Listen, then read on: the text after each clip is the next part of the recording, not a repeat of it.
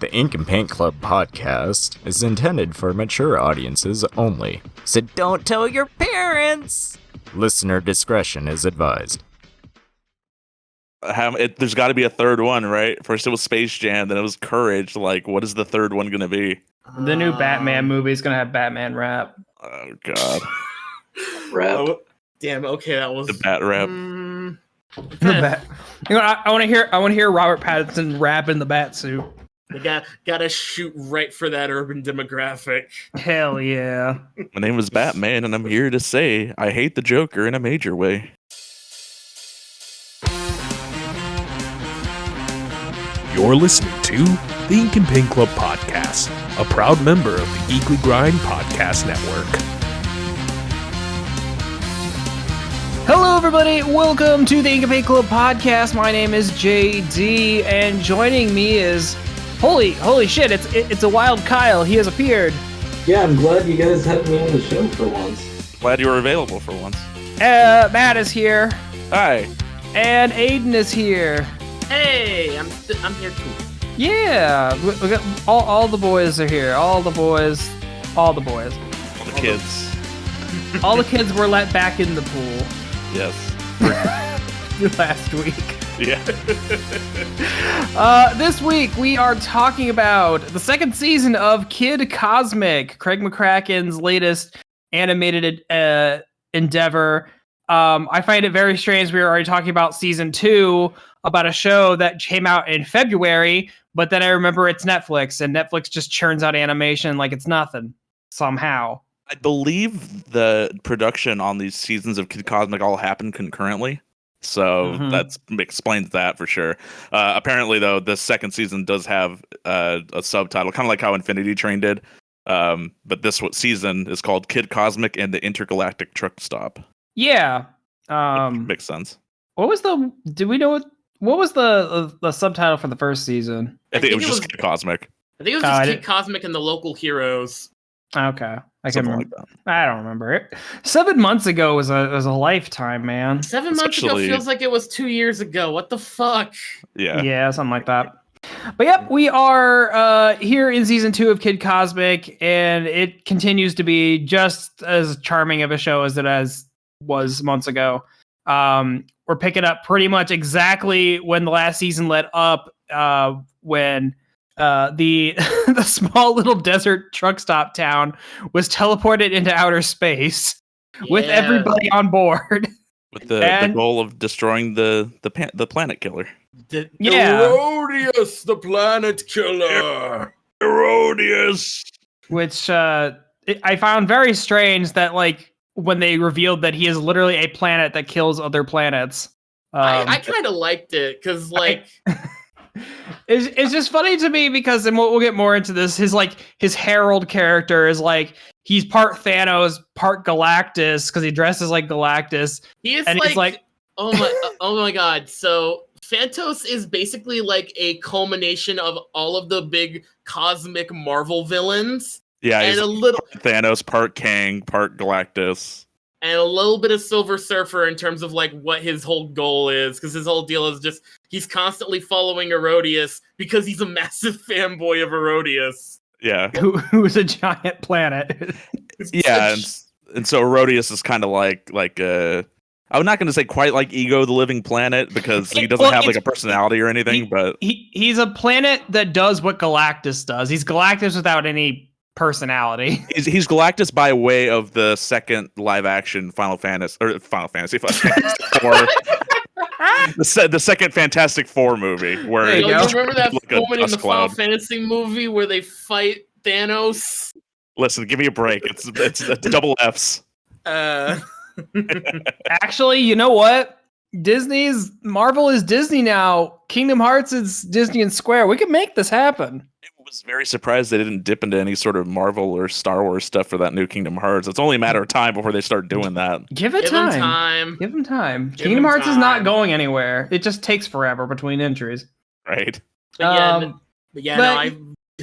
go ahead. Sorry, go ahead, Aiden. I was just gonna say, I friggin' love Phantos, and also just like one other thing I love, since we're still on the topic of Phantos, is like the little minion he has at the beginning, and it's like he's just this cool, it's just this cute little minion thing, and then you find out it's his mom. He's just living with his mom in a giant spaceship, and his mom is like this tiny little alien. It's adorable. Mom doesn't say anything the whole time, but she just nods. I love it. She's like the same size as Madame Foster. Pretty much. It's just like the same shape too, like just like a like a She's curved and like flat, like she's just missing the giant hair bun. yeah. Pretty much, yeah. But yeah, so it's kind of interesting in this season. The shift kind of focuses more on Joe, the teenager waitress from the diner, who from last season is the one that got the portal superpower, Rock. She's been like nominated the team leader, and is basically struggling, trying to figure out like, okay, how do I lead these people who are so very much like non-violent people? But how do I train these people to fight a planet killer? Yeah. Yeah, and the whole like a big crutch with a big part of the like internal drama with the overall plot is just Joe learning all that she can about being a leader from Queen Jean, who like even early on in the season, it's pretty clear she's not a good influence. She's kind of a terrible tutor when it comes to I thought there was gonna be some reveal that she was gonna be a bad guy. I was waiting for secret bad guy, but thankfully it never came. She's not a secret bad guy. She's just incredibly incompetent and kind of has a bit of an ego. Because I mean, there was that bit in the third episode when they're at the party and she calls Joe her protege and makes a deal about how she's not living up to her legacy and stuff. And it's like, yeah, she's got it's like she has an ulterior motive, but it's not actually malicious. It's just selfish. Yeah. But it's an interesting dynamic, but also I feel like I feel personally it kind of hurts the story in a way because so much of the plot ends up being Joe like listens to Jean, does something that ends up getting everybody in trouble, and then even after she learns her lesson, it's never a moment of like, wow, maybe I should have taken a different advice. It's like, wow, thank you, Jean. I couldn't have done it without you. And like, it's just no, this lady's bad for you. Yeah, that was kind of a dick move. I just didn't like the tension that they made with John and the mom. Yeah, because it kind of came out of nowhere from season 1, from what I remember. It's okay. I'm gonna make the argument here that Joe is acting like how a teenager would to an extent, because she is a teenager, or at least like even if it's like an older teen, she's still inexperienced in like this duty of having a lot of responsibility, especially trying to lead a whole bunch of people. Duty. But yeah, no, anyway, I think it fits given the type of person Joe is, but it is very like this, it feels weird having this conflict between her and her mom when it seemed as though the two had a really close relationship in season 1. It was just, yeah. A lot of the season, I just kind of felt really bad for Flo overall, because it's like, you can tell she's the one that Joe should probably be listening to, and throughout most of the season, she never does. Well, she's a teenager. The last thing you want to do is listen to your parents. I mean, valid, yeah. It fits. I'm not saying this is a complaint. It fits, but it's frustrating. Okay, that is the one thing I will say. I think season 2's plot is really good, but by episode, I think sometimes the plot can be more frustrating to where, like, whereas in season 1, all of those episodes are super fun on their own. But in season 2, like, the ongoing character arc that Joe's having, it just kind of gets frustrating after a while. That's how I felt about the entirety of Foster's Home. It just felt like that whole series was just a very frustrating series. Well, I mean, at least with Foster's, it's not, it's not like a story-based show like that. It's an episodic. It's an episodic series, but like, I get that. I would say the most frustrating part of this season is that Chuck got fuck all to do. Yeah, Oh my god, I hate that. he's Chuck like does what, nothing. 3 lines? Yeah, He gets but nothing in this season. It sucks. it makes me mad because in the first season, didn't they fix him where they gave him his legs back and then they No. fucking took him away I don't think again? I don't think he ever got his legs back. Because No, I always swear in the. I swear he got his legs back once and then He they did. took it away again. Yeah, because that was he got like the voice, he got like the translator back, and then he got a new pair of legs from like one of the clones or whatever it was, and then Yeah. when he became good, he gave up both. Yeah, I don't like that. But Chuck's a cool character and he got sidelined this entire season. So I'm wondering because I don't know if it was one of you guys or if I had read it on the internet, but it seems like season 1 was all about Kid, season 2 is all about Joe. Joe's arc, and then maybe season 3 is going to be like, someone else's arc. I feel like it's gonna be. I would definitely.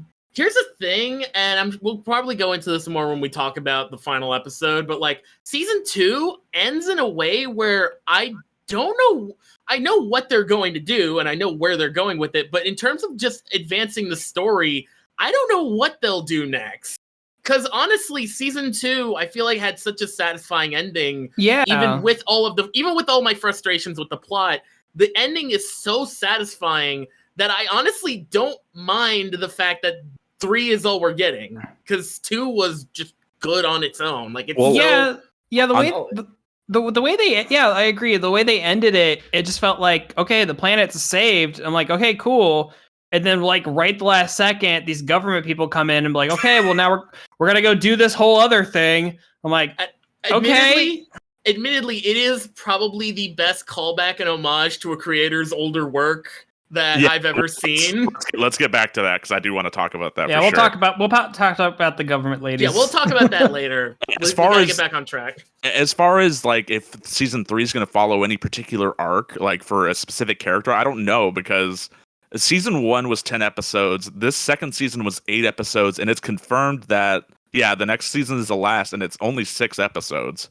They're getting progressively shorter. Yeah, but I think that was by design, I guess. I'm reading some of Craig McCracken's tweets. He was saying that like he knew exactly how many episodes he was getting like going into the project and stuff. So I guess it was just paced out that way or something. So he has the amount of episodes that he wanted or something like that. So. and honestly, as long like I don't mind like if a show is how many episodes it is, as long as you have the time to like tell the story that you want to tell without having to make too many concessions on it because of time. Yeah, and I think overall for Kid Cosmic season 1 and 2, I think it does a perfect job at that, honestly. Yeah. So in regards to the Chuck thing, though, like, yeah, he definitely didn't get anything to do this season, but I feel like that was because they obviously a lot of what happens in this season is they find out that there's more of the cosmic stones, and so they keep on finding more of them, and they are kind of giving them to more of the people that come to Mo's Oasis, like the standard or the other regulars, citizens of the town, the local heroes, as the they're local heroes. Yeah, And because they keep expanding their ranks. I also like how they go. Oh, you go ahead. Yeah, I was just gonna say, I think the reason why they did it was he was the big bad of season 1, and now that season 1's over, he just has nothing to do because he doesn't have anything to do else. That's Right. what it feels Kinda like. does He's not part of their team in a sense. He's just a reformed bad guy working. So that's what I'm guessing they're gonna do. Yeah, Even though at the end of every episode it shows them fighting on like the comic book cover and shit. Yeah, but still with season one. Chuck. Yeah, I don't know. I mean, like, they could have easily still had Chuck, like, in any of these episodes using, like, the new stones, like, along with, because, like, we start to see, like, Flo, like, on the team, like, using some of the stones and stuff, too. But, like, and, like, the parents and, like, everything else. But it's like, they could have easily had Chuck doing any of that stuff. But I think it was just a way to sort of just give more screen time to the the restaurant patrons and stuff to kind of develop them a bit more, or like, at least give them more screen time, because they're all the ones that are just stuck on the hunk of rock that Queen Jean brought into space. So although it's funny because there's the one, and I can't remember his name, it's like Phil or something like that, who they kind of show like in the very last episode, but they give him like the invisibility stone as a purposeful way to like kind of just sort of out, like, which is like they could have easily had like Chuck in there using like any, I think Chuck. We'll talk about that more later, but yeah, no, I will say the general way that they handle Mo's Oasis in space, I thought was really cool. As like, no, they're getting a lot of business in space, and like it's gotten to the point where like they've started learning different alien foods and they're adding those to the menu and stuff. And I thought that was a really cool little additional bit of like, I guess world building plus just like overall, I don't know. It was really good. It was alien food, alien allergies, alien languages. Yeah, it was a lot of cool little world building that they were getting with it. And yeah, it was cool seeing a whole bunch. I will say the best thing about season 2 to me personally is just seeing all the weird and cool alien designs that Craig and the team came up with, especially in the episode where they go get the fire and ice stones from like the criminal party with all of that's like full of a bunch of like high level alien criminals, and all of them just have like these weird, goofy and cool designs. Yeah. And then you've got freaking Madame Fiosa, which I mean, all of Twitter got horny over. I mean, dude, it's basically it's a giant 2-headed lady. Well, not giant, but she's big. Yeah, like big. She's thick. And yeah, it's what it comes down to, and it is the most important. Yes. So yeah, speaking of that, yeah, there's like a lot of cool like aliens in the season and everything, and then it sort of reflect like all the different stones that show up. That specific episode, I think, might be like my favorite episode. I'm still kind of contemplating it, but I mean, I feel like there's not a dud of an episode in the batch. Like I think every episode is really good, and like they set out to do a specific thing, and it does it very well. Like that one that you mentioned, like that's a heist episode, and like like an Ocean's 11 type thing, and then like they have the episode with like the puzzle pyramid, which is really good too. Yeah, that one's really fun. The thing that was like the alien design that stuck out to me the most was that pyramid one. There was a dragon behind the door. And that dragon had just such a fucking sick design. It kind of reminded me of something like because I still haven't seen the show proper, but from the designs I've seen from it, kind of made me think of like Wander Over Yonder. It is incredibly like a lot of this show feels like stuff that Craig had laying around for Wander Over Yonder, especially since like Phantos is basically Lord Hater in terms of his character and overall. It definitely isn't Crush voiced by April Winchell or something? Right, she's the one that did Sylvia, right? Yeah, she's voiced by Sylvia. Right. Yeah, no, they have a bunch of. Well, I mean, yeah, we'll definitely go into that. And I mean, to just for one last because to add to the Wander Over Yonder comparison, Papa G is just an older Wander, basically. Right, and if Wander became an old man. And Papa G is voiced by Keith Silverstein, right? Or no, the blues voice actor. I think, yeah. Yeah, not Keith. Sorry, Keith Ferguson. Yeah, Ferguson. Yeah. It's the chillest old man you'll ever meet. Yep. He's an old hippie in space.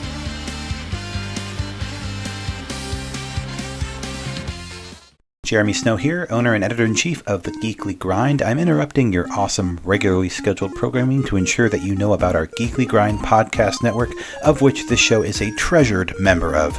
If you haven't had a chance to check out our site, you can do so at www.thegeeklygrind.com, and while you're there, check out the other members of our steadily growing podcast family, including the anime-centric Blake and Spencer Get Jumped, discovering new heroes and comic book keepers with Chris and Lance, exploring the vast universe of geekdom with Geeksploration, or of course appreciating animation's finer details with the Ink and Paint Club.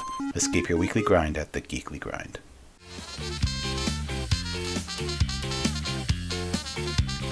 He's got the best theme.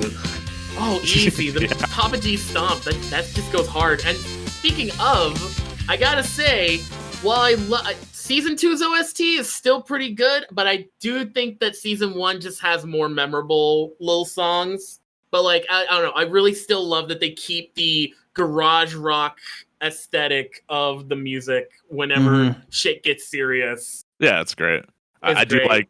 I do like how in the first season for the end credits they had like the record player like playing the Fang Gang records, and then in this season because instead of the truck stop they have like the jukebox playing like country and stuff. Yeah, you have a little bit more variety this season, and it's nice. Yeah, no, it's fun. I'm just wondering what they're gonna do for the third one in that specific instance. Yeah, but yeah, no, unlike another episode that I really, really enjoyed. Kyle mentioned it a little bit, but it's the episode that comes like right after the heist, which is the fight hole episode where we meet. I love the fight hole episode. That is such a fun episode, and also it's when we get to meet Krosh, and Krosh is a very fun character. Yeah, just a big giant, actually a big strong like warrior lady. Who's just like really cool. She's a fun character, and like she has one of the stones in her eye. She's just got it embedded in her eye. It's nuts. The thing I didn't like about that episode is it didn't feel like there was much like worry about it. Does that make sense? I can't think of the word for it. There wasn't intensity to it. Yeah, there weren't too many high stakes in that episode, but like I feel like this was more of an episode of just, again, character growth for Joe, even if it's more corruption than getting better as a person.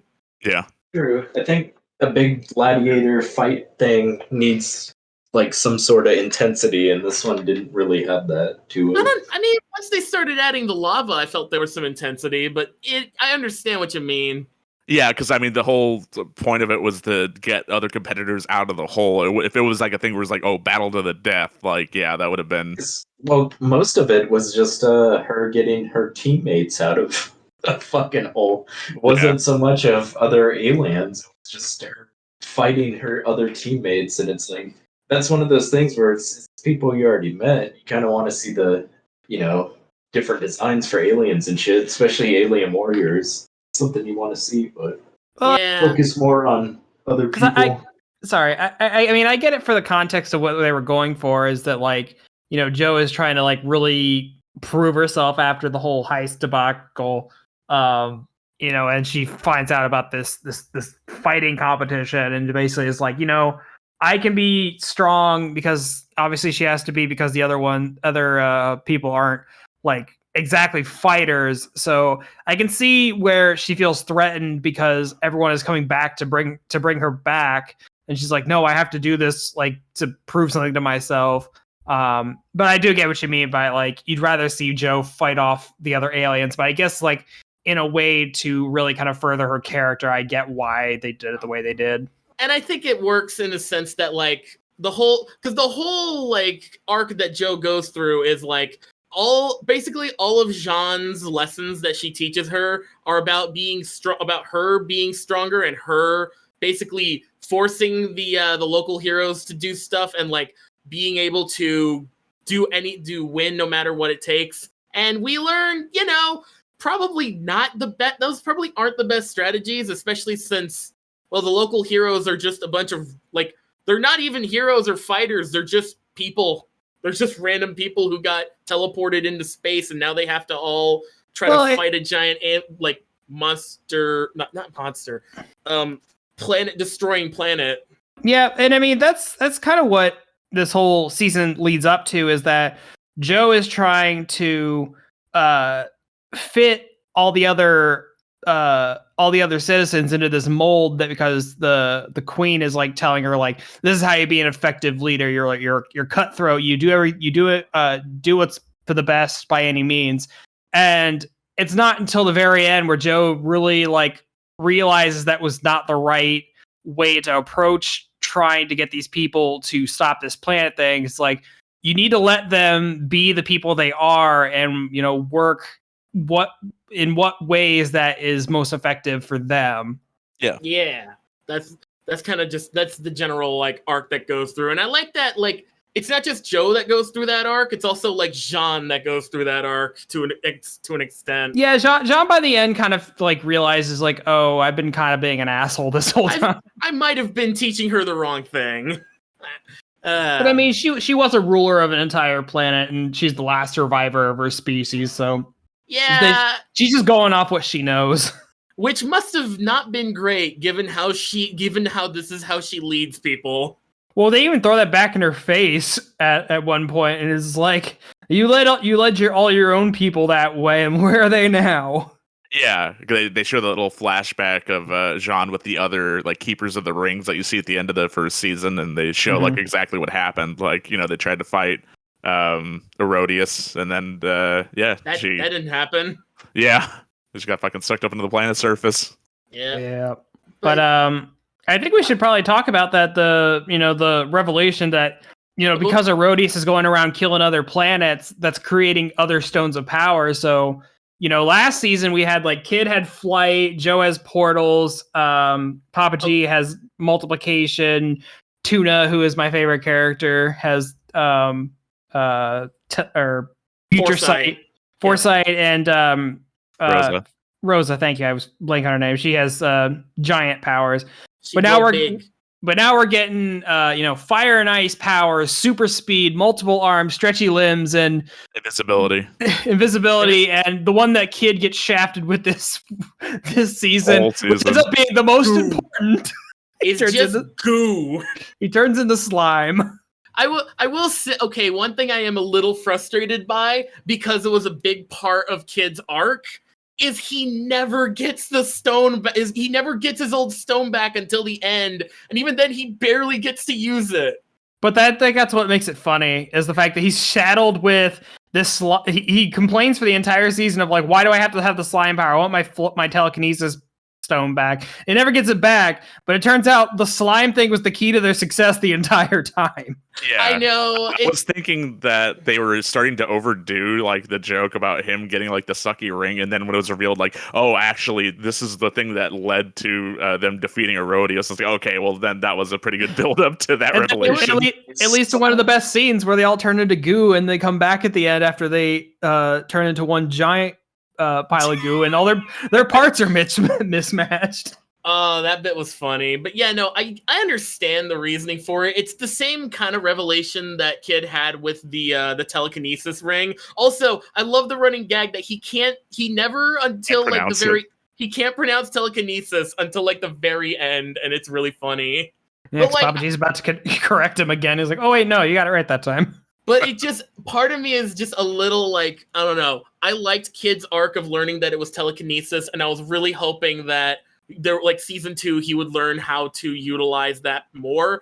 And it was a little disappointing, the fact that like, no, he just gets shafted with goo. To be fair, he probably would have just kept on using it to fly. Anyway. Probably. I mean, yeah, but still, it could have been fun. We could have had more. I don't know. But yeah, the actual because there's numerous fights that happen in here, like between the local heroes and Phantos and stuff, and with all the rings getting like shotgunned around to different people and stuff, and people utilizing them in different ways, and I think all the action was done very well.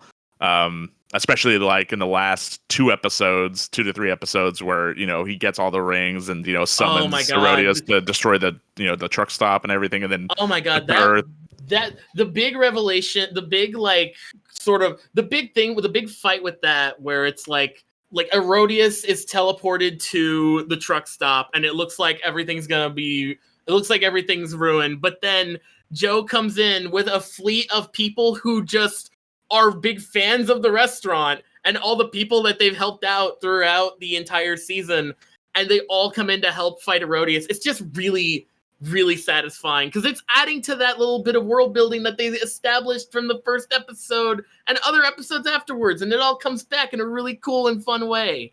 Yeah. Also, it's going off that theme where they're saying like, you're gonna be better off like being nice to people rather than like fighting and making enemies. Yeah. Yeah, what's the old saying? You attract more flies with honey, not vinegar.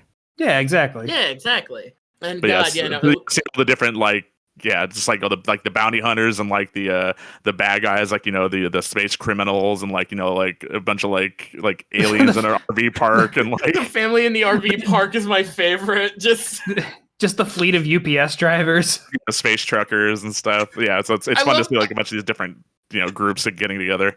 I love the whole deal of like the UPS driver starts dropping bombs and Joe's like, "Wait, you were carrying bombs? We ship anything. We'll ship anything." It was a very Jingle All the Way joke. Yeah. I thought it was funny. I was more confused about how many bombs do you people have because they kept dropping them. Bombs Where are they coming from? Must be a very popular shipment in the universe. It's the holiday season. You got to get all those bombs mailed before Yep. Space Christmas. There was one Christmas. thing. There was one thing that we didn't bring up yet that I felt was I kind of got why they did it because it led to something later on. There's that little bit in the episode where they're training with like the rings and stuff, and then they Flo kind of takes the local hero as a way to help with the resettling of like the refugees, the alien refugees. The Mhm. kind like- of aliens. Yeah, and like it turns out that like these really minuscule aliens, and so they set their entire civilization up in a fucking hotel room with like Rose's old toys and stuff, which is really funny. But I guess the whole point of even doing any of that, because it kind of took a backseat to Phantos showing up and getting all the rings and them fighting with the Joe and Krosh and stuff.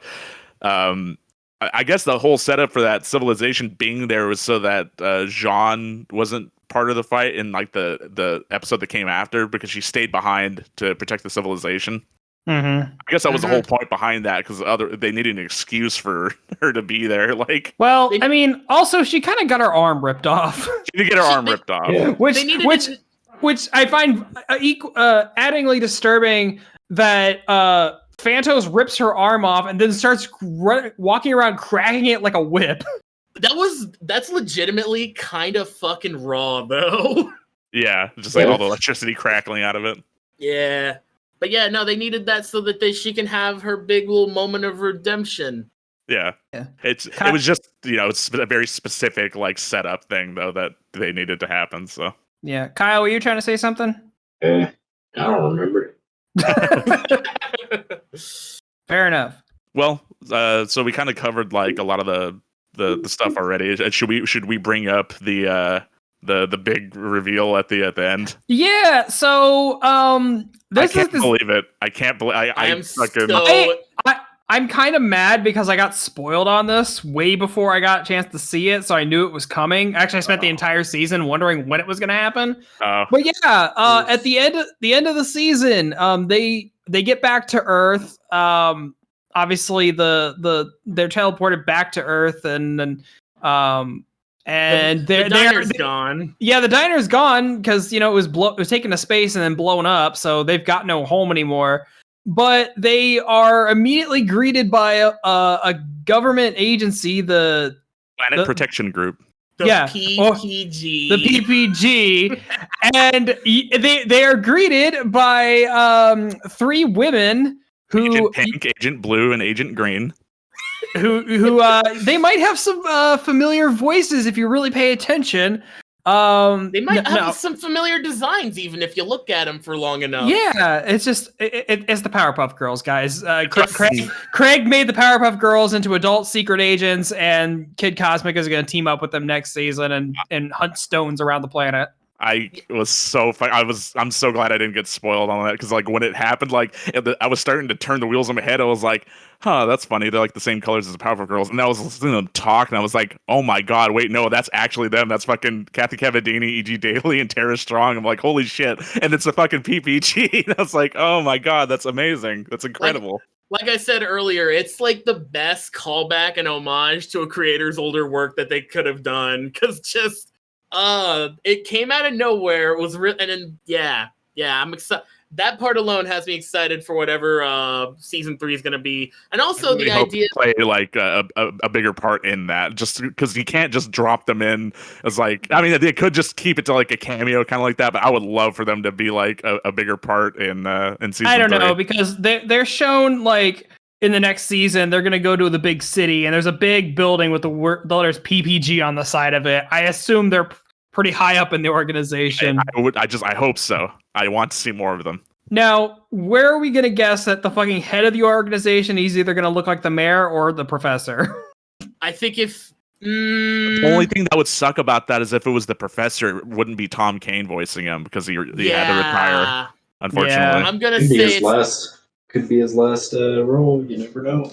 Maybe. Well, I would say that for sure. I would say the sure thing is like the mayor because they already have Tom Kenny like in the show doing Chuck. So I was gonna say that could have been like a huge fuck you to Cartoon Network though because of the reboot. Yeah, the reboot. They didn't tell them that they were gonna do it or anything like that. So what would be a really big. You know what would be a really big fuck you to the. I don't think this is what they're gonna do, but I did just kind of have this idea. What? Y'all are throwing out names like the Professor Utonium, or the mayor. What I'm going to say, it's gonna be the director of the PPG is gonna be like Miss Bellum. Just as an added fuck you to the fact that she got cut from the reboot. And also, I don't know. It's just, I think that would be a fun little, an homage, but not super overt. I could see that, honestly. Have this big bushy-haired lady, and instead of and maybe follow the example from the Powerpuff Girls homage characters, where she wears sunglasses instead of having her hair over her eyes, so you still don't really see her entire face. I could see her hair over her eyes. I think that could look cool. Honestly, I could see them still doing the fucking gimmick where they don't show above her. You only show from the neck down. Because then that means like, well, you can't copyright like a design where you don't actually ever see the face, right? Like, how can you argue that? Like, I guess Miss Bellum's face was shown before. Yeah, it was but, like one time. Yeah, that's my call. That's what I'm calling in terms of. I can see that. I can get on board with that. Oh, I'm on board for whatever ends up happening with season 3 because seasons 1 and 2 of Kid Cosmic have been so good, and I know that they're gonna do a satisfying conclusion to it, even if though they only have 6 episodes. I'm sure it's gonna be great. This is without a doubt my favorite cartoon of the. This is without a doubt my show of the year. Even though season 3 probably isn't gonna happen to come out until like 2022. But yeah, I imagine because if the first season came out in February and then now it's like September, it'll probably come out like in March next year if they have the same amount of same gap of time or something. Yeah, no, this is definitely like my show of the year. It might be one of my shows of the decade. It's better than Chicago Party Hat. I saw the ad for that when I brought up Netflix to go watch it, and I was like, "Oh right, yeah, this is the thing that's happening." Yeah. Well, guys, I think we're getting to the end here. But is there any last things you want to say about this new season before we go? I had one thing to say, but you know what? I think I'm just gonna hold on to it for now. Okay. What was it? Nah. You know what? Queen Jean might have been a terrible role model and a terrible mentor, but she's still a very pretty jellyfish lady. I was gonna say, yeah, can Queen Jean get it? She's got hips for days, man. A lot of Craig's characters got hips for days. Yeah. What can we say? He's a hit man. But yeah, no, Queen Jean can get it. That's the last thing I'm gonna say on the show. Fair enough. Kyle, do you have any parting words for us? No, I'm good. All right. Okay. He's a man of few words. Matt, I guess you have anything? I'm very excited for season 3 after all that Powerpuff Girl homage stuff. I'm wondering how much more they're gonna go from there. Yeah. Well, guys, I think we can all agree that Kid Cosmic is continuing to be a very good, very charming show with a lot of good characters and good writing. Probably one of the best, one of the better cartoons that Netflix has out right now. So, I mean, if you're sleeping on this, you're missing out. So definitely go check that out. But how would it rank against all the Craig shows then? Ooh. I think it's a little too early to say. I think we need some time away from it first. That's going to be tough for me just because I still haven't seen Wanders. So I know you haven't watched Wander either. Yeah. Oh, y'all got to watch Wander. Oh, Right. gotta watch Wander. Yeah. Maybe that'll be a topic for a future episode. We can rank all Sure. of McCracken shows. Or The something. only thing I know about Wander is that episode where they talk about how hard animation is. Right. I've seen the bits on that. The episode everybody's seen. I All right, actually gu- haven't seen that episode. All right. I guess you're the outlier. Good job, Aiden. All right, guys. Well, that will do it for us today. Thank you for listening. Stay safe out there. We'll catch you next time. Later. Goodbye. Thanks for listening. You can find all the links to our social media pages in the episode description. Follow us on Facebook and Twitter and join our Discord. You can listen to us wherever you get your podcasts. The Ink and Paint Club is happy to be part of the Geekly Grind Podcast Network. We'll see you next time.